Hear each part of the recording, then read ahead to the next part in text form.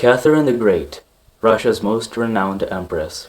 Catherine the Great, also known as Catherine II, is credited with having kickstarted Russia's golden age, revitalizing many aspects of Russian science, literature, and politics.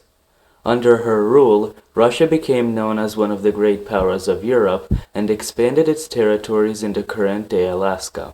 Catherine the Great was born as Sophia Augusta Frederica in Stettin, Pomerania, modern-day Poland, on May 2, 1729, to Christian August and Johanna Elizabeth.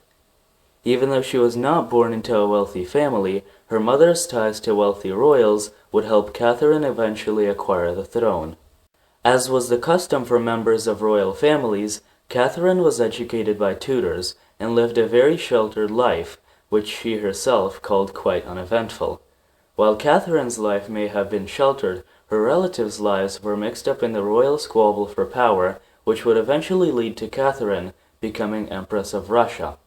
As a growing power, Russia had been competing with other European powers to gain influence and to lessen the influence of other growing powers.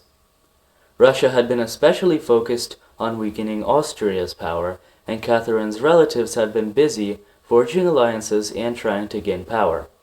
As a result, Catherine was chosen to be the wife of Tsar Peter of Holstein-Gottorp, better known as Peter III. Catherine's mother disapproved of the idea of Catherine becoming the wife of Peter III, although she wasn't opposed to the idea of Catherine taking the throne. In the meanwhile, Catherine was fervently learning the Russian language and accustoming herself with the Russian people. Catherine aimed to do whatever was necessary to acquire the throne.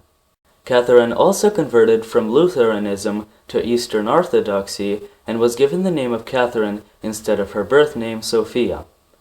One day after the Russian Orthodox Church accepted Catherine as a member, she married Peter von Holstein-Gottorp, although she considered his alcoholism distasteful. Not only did Catherine find some of Peter's qualities detestable, many of his important decisions regarding the fights between Russia and Prussia were seen as unacceptable, and many nobles considered Peter an unfit ruler. Most wanted Catherine to be ruler instead of Peter. Catherine found herself in the middle of a coup to take down her husband and become the new Empress of Russia. In July of 1762, Peter left St. Petersburg to travel to Oranienbaum, leaving Catherine at the palace in St. Petersburg. With Catherine's help, the Leibgard revolted against Peter's rule and overthrew him as emperor. Catherine was declared the empress, and Peter died at the hands of Alexei Orlov 8 days later. Under Catherine's rule, Russia expanded its boundaries and acquired valuable allies such as Britain in commercial trade. Catherine's foreign minister also attempted to create a northern accord between Russia, Prussia, Poland, and Sweden to counter the Bourbon-Habsburg League, but the plan proved to be too expensive and was soon abandoned. Catherine the Great continued the work of Peter the Great in gaining ports in the Black Sea, making Russia the most powerful presence in southeastern Europe.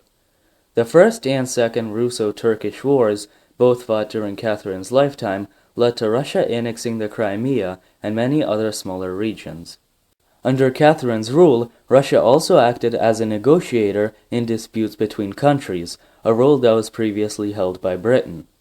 Catherine's main motivation behind this strategy was to gain power and respect for Russia as a great European power, which she successfully accomplished. From 1788 to 1790, Russia fought another war with Sweden due to Sweden trying to invade Russia while it was battling the Ottoman Empire. With most of Russia's navy at the Black Sea, the Swedish navy hoped to defeat Russia's Baltic Sea fleet, but the Baltic fleet countered their attack, and after significant losses from both sides, Russia and Sweden signed a peace treaty. From the 1770s to the 1790s, Catherine began partitioning Poland, an idea started by King Frederick II of Prussia, and became the official protector of the Polish-Lithuanian Commonwealth. However, many Polish residents did not like Russia's control, and riots broke out, which led Catherine to create a permanent council to fully control Poland. While Western Russia was busy in Europe, Eastern Russia began to expand to Kamchatka and the Kuril Islands for fur trapping and to open trade with Japan for food and supplies. A Japanese sea captain, Daikokuya Kodayu, helped arrange the trade negotiations between Russia and Japan, but trade missions to Japan ultimately did not work out. Catherine also established a national bank to print paper money, opening buildings at first in Moscow and St. Petersburg, and then branching out to other cities. Traditional copper coins could be exchanged for paper money, and vice versa. The bank, called the Assignation Bank, also conserved silver coins to spend on foreign transactions. Another of Catherine's primary goals was to develop better education across the country. Much like Peter the Great, Catherine was inspired by European education and appointed her advisor to collect information on the education of European countries and compare it to Russian education. Catherine also imported Western European works of literature, making them widely available across European Russia. However, despite all of Catherine's attempts, a statewide system of education was not established during her reign. Under Catherine's rule, new laws were made to allow all religions living in Russia at the time, mostly Christianity, Islam, and Judaism, to build places of worship. She also tried to convert non-Christians to Christianity with money and raised taxes on Jews. Christianity also did not go unaffected. Catherine gave control of the monasteries' budgets to the College of Economy. Several important changes were also made regarding the rights of serfs, indentured servants who beforehand had extremely limited rights. Catherine the Great gave serfs the right to file complaints against their owners, unintentionally giving them an opportunity to be freed. She also gave serf owners the rights to send their serfs to be educated or to be sent to Siberia as punishment. Catherine the Great died on the 17th of November in 1796 in St. Petersburg after suffering a stroke and a coma.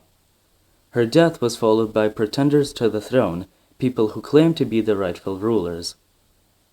Throughout her rule, Catherine the Great improved many aspects of Russian life and was heralded as one of the greatest Russian rulers in history.